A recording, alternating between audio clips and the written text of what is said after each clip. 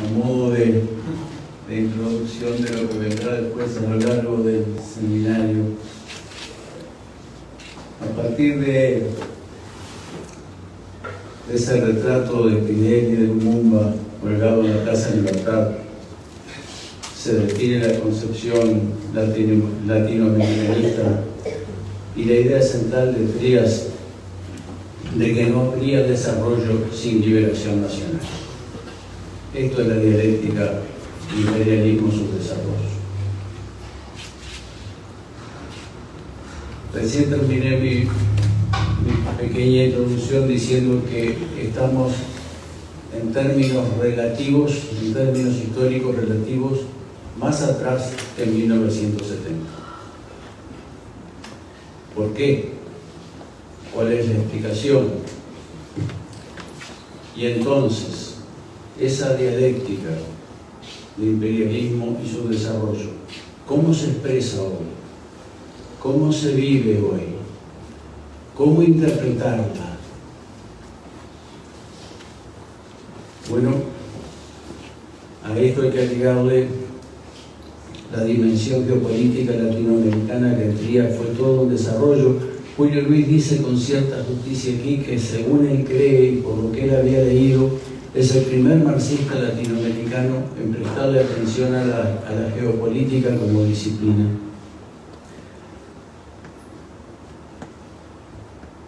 Él analizó largamente los documentos publicados por el general Golberio Couto de Silva en 1952 a partir de los escritos geopolíticos de Nicholas Spigman, que son los que diseñaron la geopolítica del poder imperial para la segunda mitad del siglo XX. Una vez más, a mí me tocó en el año 2012 escuchar y ver en vivo y en directo en la conferencia de ministros de defensa de Punta del Este a un general brasileño opinar en contra de la propuesta que habíamos hecho las delegaciones de Uruguay y de Argentina para declarar al Atlántico Sur zona de paz y desnuclearizada. El general brasileño que votó en contra fue rectificado y corregido en plena conferencia por el canciller brasileño Celso Amorim, después que nuestro ministro de Defensa y a mí, que me correspondió encabezar la delegación uruguaya, porque el ministro de Defensa, que era Fernández Puyol, era el presidente de la conferencia, por tanto me tocó a mí encabezar la delegación uruguaya, tuvimos que plantearle al canciller de Brasil bajo el gobierno de Lula lo que ese general estaba defendiendo. Y luego Brasil votó con Argentina y con Uruguay. Pero votaron a favor de los Estados Unidos, que se negó a incorporar esta declaración en la resolución de la conferencia, Chile y Paraguay. Y entonces esto nos muestra que aquí hay una relación conflictiva, una dimensión geopolítica que, para qué hablar, hoy ha saltado y estallado en el mundo de una manera que todos estamos viendo. Pero lo que quiero rescatar a modo de terminar, de presentar estos temas, no podemos ser ingenuos. Miren, anoche me conmoví intensamente con un pasaje del discurso que hizo Gustavo Petro en Bogotá cuando se cerraron los resultados electorales. Y dijo, en un pasaje brevísimo, refiriéndose al candidato con el que va a tener que resolver las elecciones ahora, que la corrupción en Colombia y el sistema de corrupción en Colombia no se combatía con TikTok, se combatía luchando y hasta arriesgando la vida como él la había arriesgado. Esto nos da la magnitud, la dimensión humana de la lucha que tenemos por delante. Porque aquí están en juego cuestiones de poder. Las fuerzas anticivilizatorias tienen poder.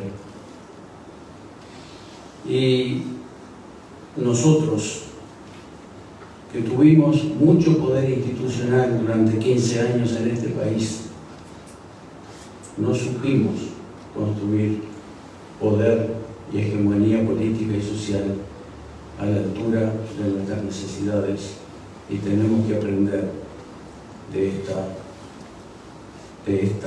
este factor histórico determinante. ¿Estamos condenados a construir poder o estamos condenados a seguir siendo derrotados? El poder es la clave de resolución de la ecuación política. No podemos cometer ingenuidades. Y entonces termino también con un pasaje de 2 párrafos de Trías sobre estas cosas, dicho de un modo alegórico, que tiene que ver con ese retrato de Lumumba y de Fidel. Lumumba, como todos sabemos, fue asesinado en el Congo. En solo 3 años, dice Trías en una de las introducciones de sus publicaciones, la revolución cubana ha creado un nuevo tipo de hombre, más bueno, más generoso, poseído de un mesianismo lúcido y ardiente, que emana de haberle encontrado a la vida un sentido trascendente y superior. Ello se aprecia, y aquí aparece la exaltación humanista y ese ideal de perfección de Trías, esa confianza en la perfección del ser humano de Trías, que tiene que ver con lo que decía Gonzalo de su humanismo. Ello se aprecia como es natural de una manera más evidente en los jóvenes, como la niña de 11 años que me dijo: yo no le tengo miedo a los yanquis, que vengan, pero que no vengan de noche.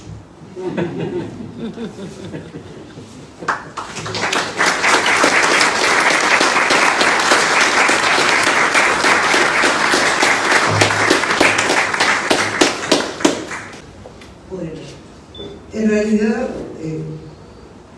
ha sido muy inspirador escuchar a los compañeros, y mientras yo escuchaba, empecé a pensar algunas cosas que a veces se me ocurren. Es decir, yo sitúo a Trías como uno de los importantes aportes al marxismo latinoamericano, desde el punto de vista teórico y práctico. Yo soy consciente, lo venía conversando con Luis cuando veníamos para acá, que si no se hubieran producido los 2 virajes políticos que se produjeron en el Partido Comunista en el 55 y luego con Trías en el Partido Socialista, dudo mucho que hubiera existido el Frente Amplio. Es decir, esos 2 virajes políticos y esas 2 personalidades que los impulsaron, por más que haya evidentemente elementos colectivos, porque Arismendi no fue Arismendi solo, fue Arismendi, Macera, etcétera, etcétera, y estoy segura que Trías también tuvo un grupo de gente con él, no fue un iluminado que salió de golpe como Atenea de la cabeza de Zeus. Es decir, pero el Frente Amplio es consecuencia, la posibilidad de la unidad social y política es consecuencia de eso, y de nuevas maneras de ver el gran tema del proceso político revolucionario de Latinoamérica. Digo que, como dice Gonzalo, Trías fue muy incómodo, Arismendi también fue muy incómodo porque polemizó con un movimiento comunista internacional, con los soviéticos.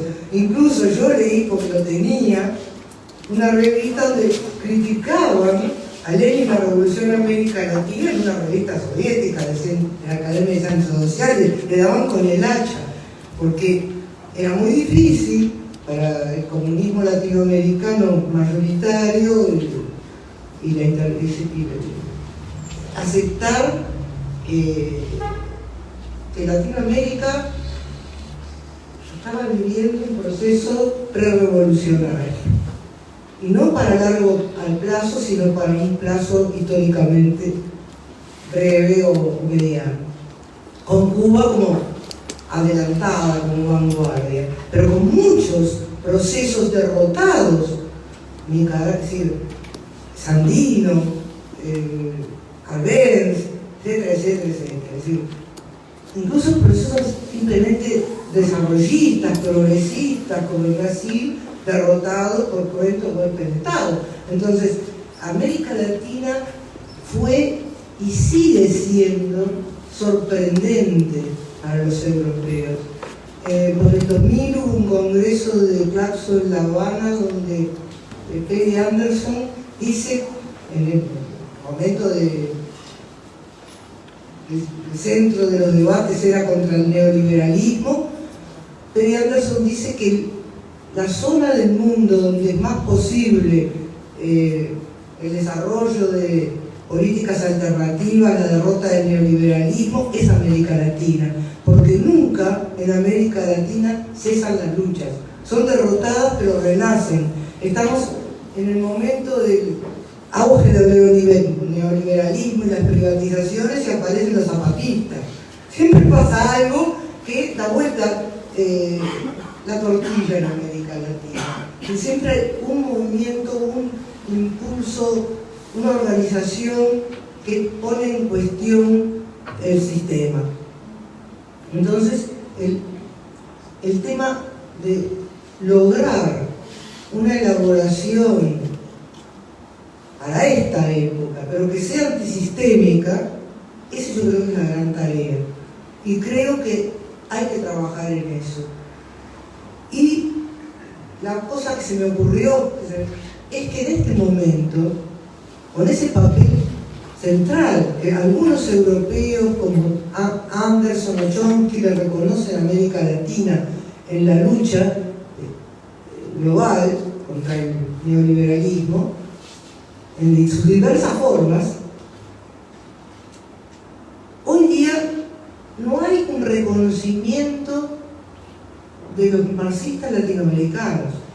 Yo lo intenté, escribí cartas a la New Left Review sobre alimento, ofreciéndoles materiales y ni me contestaron. Me comuniqué con el archivo marxista de internet, ofreciendo materiales digitalizados y no me contestaron. Entonces, ¿cómo hacemos nosotros? Porque hoy día no hay que engañarse.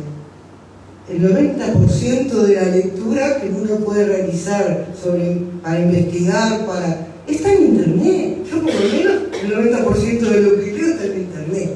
Entonces, ¿cómo podemos pensar un archivo de marxistas latinoamericanos? Porque el marxismo no es algo fijo, cerrado. Ningún libro está cerrado, porque cada lector escribe un nuevo libro de alguna manera. Cuando yo leo a Alimenti, a Trías, etc., les estoy haciendo nuevas preguntas, no las preguntas de los años 70, sino las preguntas de hoy. Y busco nuevas respuestas. Ese es el marxismo. El marxismo tiene un elemento acumulativo a lo largo del tiempo. No quedó en uno, dos o tres escritos o en uno, dos o tres autores. Ese desarrollo histórico es contradictorio. Puede haber producciones opuestas. Rosa Luxemburgo y Bernstein. Kautsky y Lenin. Puede haber producciones opuestas, todas basadas en el marxismo. No es uniforme, no es un dogma. Yo me acuerdo un viejo libro de historiadores marxistas que recopiló Maurice Dobb, y en el prólogo Maurice Dobb dice, bueno, espero que este debate entre marxistas, era sobre los orígenes del capitalismo, que este debate entre marxistas muestre que no tenemos posiciones uniformes, que sobre la misma base teórica puede haber interpretaciones muy diferentes. Había historiadores marxistas, ingleses, americanos, europeos, hasta chinos. Es decir, el marxismo es histórico también.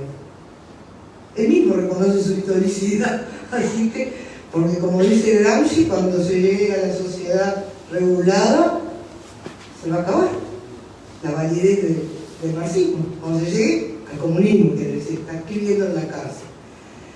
O sea que reconoce la dialéctica que significa que todo lo que existe merece morir.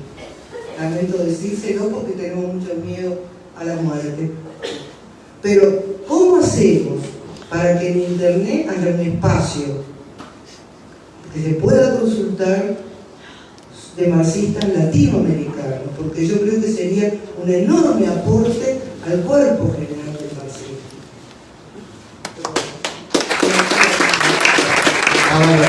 Se nos va la hora. Dos o tres cositas muy brevemente. Primero, creo que hay una cuestión central en el pensamiento y en la acción de Trías que también es muy importante reivindicar, que es esta idea de pensar con cabeza propia la realidad y de no importar recetas. Yo lo decía en la intervención inicial, pero quiero destacar esto último porque hay mucha producción académica, política en distintos lugares que tenemos que leer con mucha atención, leer críticamente, pero tenemos un enorme desafío que es a partir de esas lecturas, como bien lo planteaba Marisa, crear pensamiento, ¿no? Y crear un pensamiento situado en nuestra realidad. A partir de esto, dos cosas más: reivindicar el pensamiento, que no es una cosa menor. Nos hemos habituado muchas veces a una política demasiado pragmática, a una realpolitik un poco ciega, y para poder tener visión de mediano y largo plazo, para poder construir procesos de larga duración que transformen la realidad, hay que pensar. Y reivindicar el pensamiento comprometido, me parece que es otro asunto central. Y lo último, una reflexión a raíz de lo que planteaba Roberto sobre la construcción del poder. Yo creo que las izquierdas muchas veces traemos como un eco un reflejo que es el de la toma del poder. Hay una tradición vinculada a la toma del poder y nos cuesta a veces pensar en términos de construcción del poder. Tomar poder o construir poder son dos cosas muy diferentes, con objetivos bastante más módicos y más moderados. Nuestras izquierdas actuales en nuestra América Latina han pensado muchas veces el acceso a los gobiernos como toma del poder, no en un sentido revolucionario de cambios estructurales de raíz, muchas veces, pero sí en una lógica de casi poseer un objeto, ¿no? Que es el aparato del Estado, y a través de ese objeto operar cambios en la realidad. Construir poder es mucho más desafiante que eso, e implica, en nuestro caso, pensar en gestar poder popular, que es el poder que efectivamente puede transformar las relaciones sociales.